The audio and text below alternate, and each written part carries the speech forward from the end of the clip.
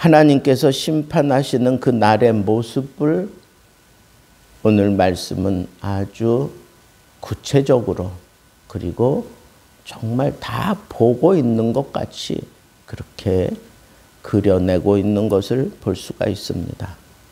자고 이래로 북이스라엘이나 남유다가 생겨난 이래로 그와 같은 날이 없을 정도로 심히 두렵고 떨리는 그런 심판이 왔다. 많고 강한 백성들의 침입으로 살육이 그 땅에 베풀어짐으로 인해서 에덴 동산 같았던 그 땅이 변하여 황무지가 되어버리는, 순식간에 그렇게 변해지는 것을 얘기하고 있습니다. 실질적으로 메뚜기 떼를 보내서 그 땅을 황폐하게 하는 것이, 그리고 이 다른 민족에 의해서 공격을 받아 침투해가는 그런 모습이 너무 흡사하게 전개되고 있습니다. 메뚜기가 여러 차례 같은 곳을 지나가면서 완전히 초토화하듯이 이 땅도 그렇게 지금 멸망당하고 있습니다.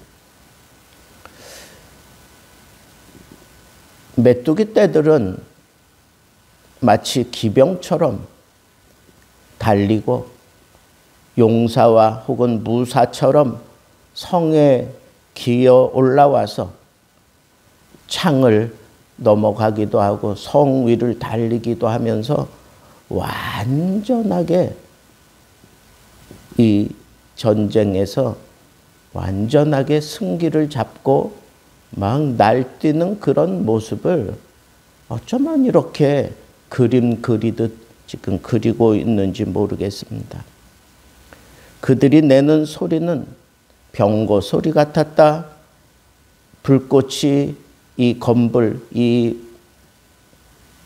마른 그 소나무 그 잎 같은 것들을 막 불태우는 그런 소리와도 같았다.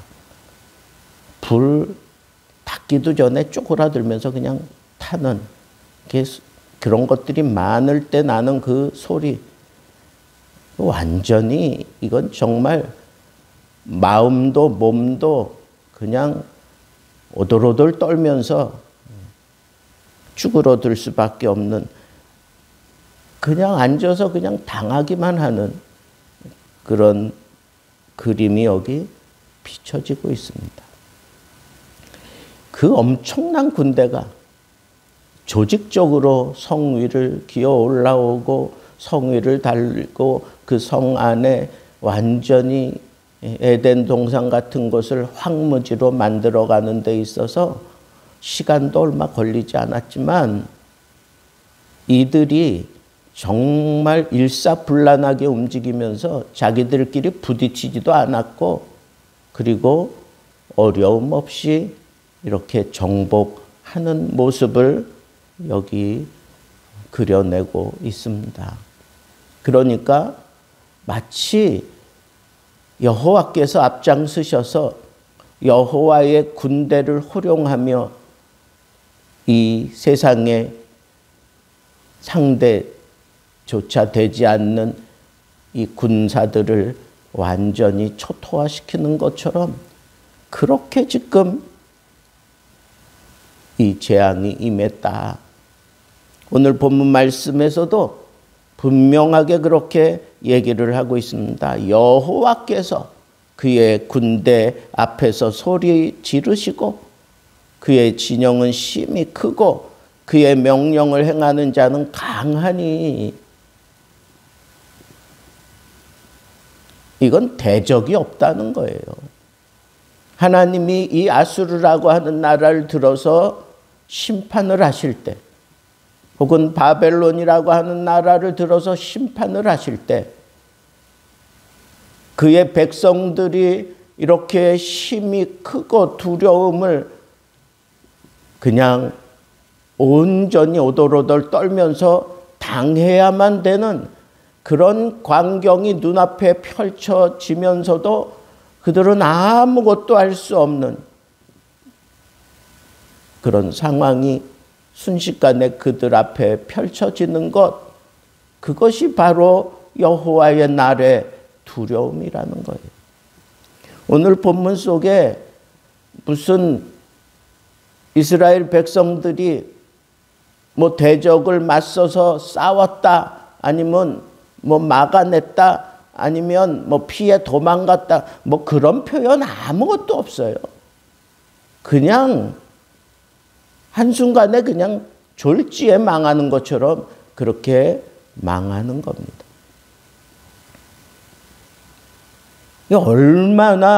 얼마나 하나님의 분노가 가득했으면 이런 상황이 벌어지는 건가? 저는 그런 생각을 했어요.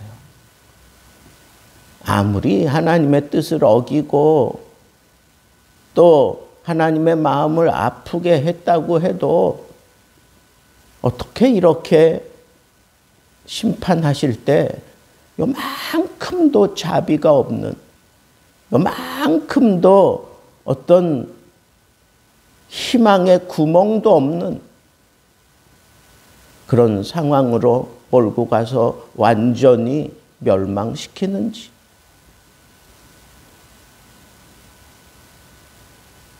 우리는 진노 중에라도 길이 참으시는, 진노 중에라도 자비를 잊지 아니하시는 그런 하나님을 우리는 구약 성경 안에서 자주 만나고 우리들 머릿속에 그렇게 그려져 있습니다.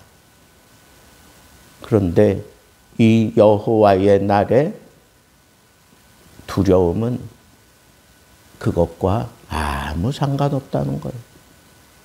완전하게 순식간에, 그래서 오늘 본문 말씀에도 크고 심히 두려운, 크고 심히 두려운 그런 심판이 바로 여호와의 날이었습니다. 저는 오늘 말씀을 이렇게 묵상하면서 크게 두 가지 도전을 받습니다. 첫째는 하나님이 선언하신 대로, 하나님이 경고하신 대로, 하나님이 혹은 내가 이렇게 할 것이니 돌아오라고 그렇게 수도 없이 많은 선지자들을 보내서 그 백성들을 돌이키려고 했지만 백성들은 결국은 이렇게 완전히 망해버리고 마는 이 상황을 보면서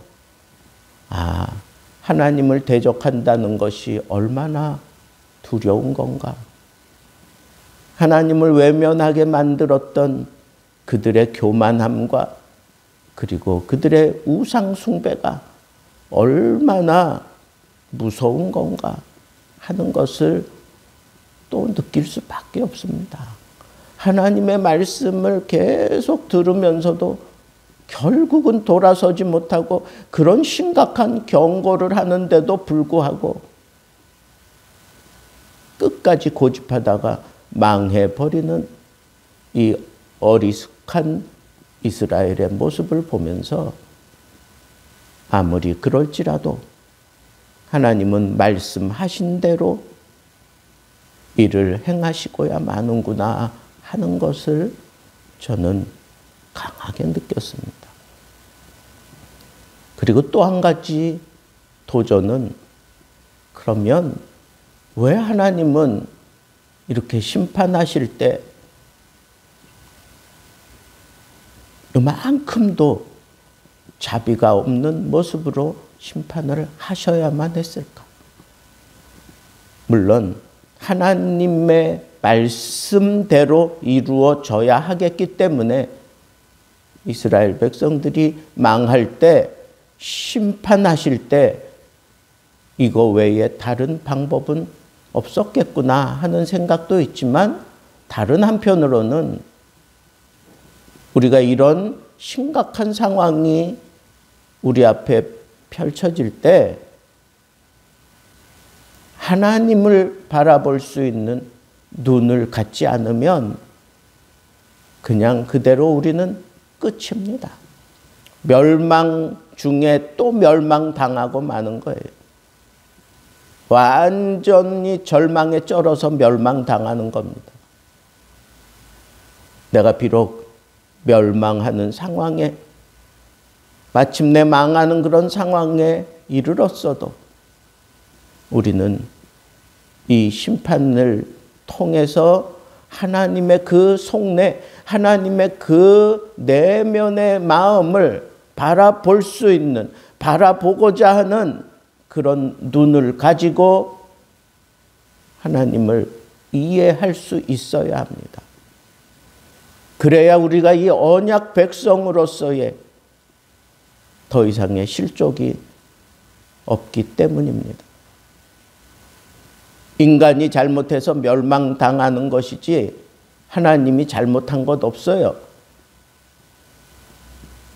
그 멸망의 상황이 너무 두렵고 너무 크기 때문에 감히 오돌오돌 떨면서 아무것도 생각할 수 없을 만한 그런 두려움에 휩싸여 있지만, 정말 언약의 백성이라면 왜 하나님이 이렇게 하셔야만 했을까?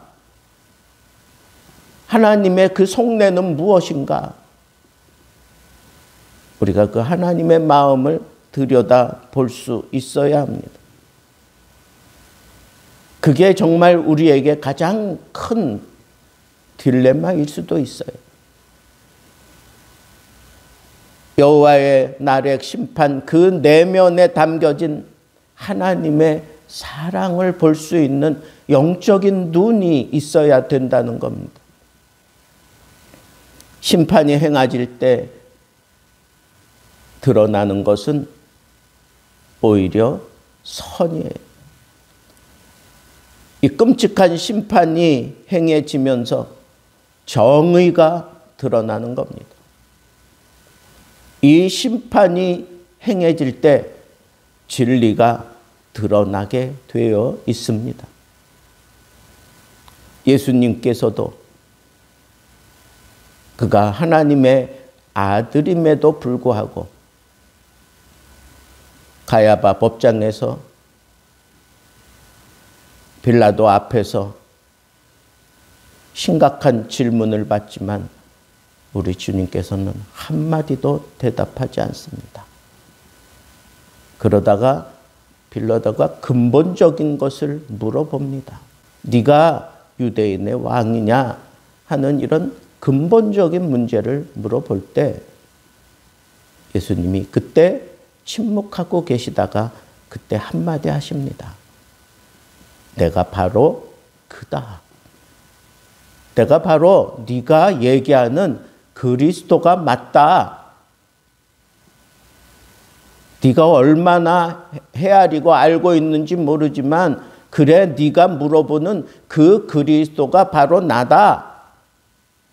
나야 나. 그렇게 분명하게 예수님이 대답하셨습니다. 의문에 쌓여서 물어보는 게 아니라 우리 예수님의, 하나님의 그 존재론적인 그런 질문을 해왔을 때 예수님은 분명하게 대답하셨어요. 그건 차원이 다른 하나님이다라고 하는 것을 분명하게 얘기한 겁니다.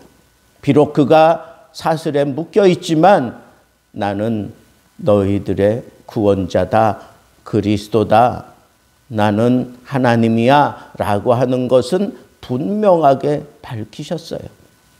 그러면서 신문당하고 매질당하고 채찍질당하고 마침내 십자가에 죽어가십니다. 이런 상황 속에서 예수님이 우리에게 분명하게 얘기하고 싶어 하는 것은 말로 변명하면서 얘기하지 않았어요. 그냥 행동으로 다 보여주신 거예요. 마치 도살장에 끌려가는 양처럼 끌려갑니다. 힘이 없어 보입니다. 비겁해 보입니다. 아무것도 아닌 것처럼 그렇게 끌려가서 마침내 십자가 위에 달려서 6시간 동안 고통당하시다가 운명하십니다. 사람들이 볼 때에는 정말 미련하고 그리고 약하기 짝이 없는 그런 한 사람으로 보였을 것입니다. 그러나 여러분, 그 심판이 진행되는 동안에 강도가 같이 달렸던 강도가 마음을 돌이킵니다.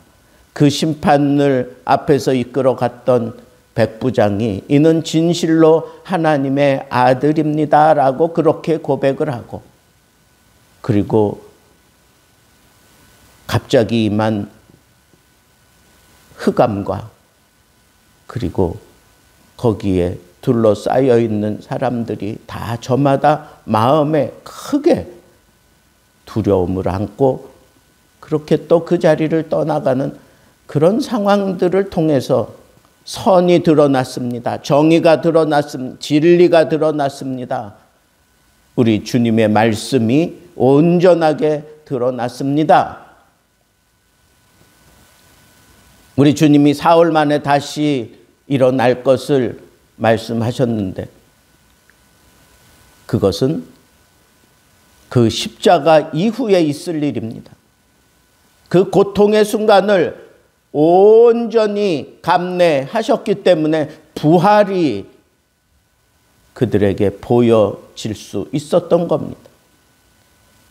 멸망을, 심판을 그 자체로만 본다면 참 견딜 수 없는 아픔이지만 그 심판을 통해서 드러나야 되는 하나님의 사랑, 하나님의 선, 하나님의 진리, 이런 것들이 드러나서 결국은 하나님이 이 백성들을 징계하시는 거고 또 하나님이 책임져 줄 것이라고 하는 그런 믿음이 그 멸망 가운데에서 불꽃 튀는 그 가운데에서 믿음의 눈으로 바라본 자들은 그리스도를 그 마음에 담고 하나님의 뜻을 겸허하게 묻는 그런 신앙의 모습으로 그들의 인생을 마지막까지 믿음을 붙들고 살 수 있었을 것입니다.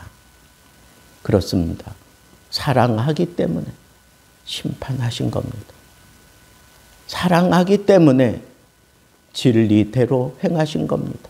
사랑하기 때문에 이 아픔을 하나님이 직접 심판하실 수밖에 없었던 이런 상황들을 바라보면서 우리는 눈앞에 펼쳐지는 그 현실만 볼 것이 아니라 그렇게 풀어가시는 하나님의 그 속마음을 들여다볼 줄 아는 그런 믿음의 눈이 이 세대를 밝히는 데 필요하고 하나님의 영광을 드러내는 데 반드시 필요하다고 하는 이 사실을 여러분들 가슴에 새기고 오늘날 우리 이 시대가 바로 멸망에 대한 선고를 받고 있는 그런 말세 지말이기 때문에 우리 앞에 말도 안 되는 그런 상황들이 펼쳐질 때에 이 진리를 붙잡고 하나님은 사랑하시는 자를 끝까지 책임져 주신다고 하는 이 믿음을 이 절망 가운데서 오히려 희망을 붙들고 믿음의 행진을 할 수 있는 그런 지혜로운 하나님의 사람들 되기를 우리 주님의 이름으로 축복합니다.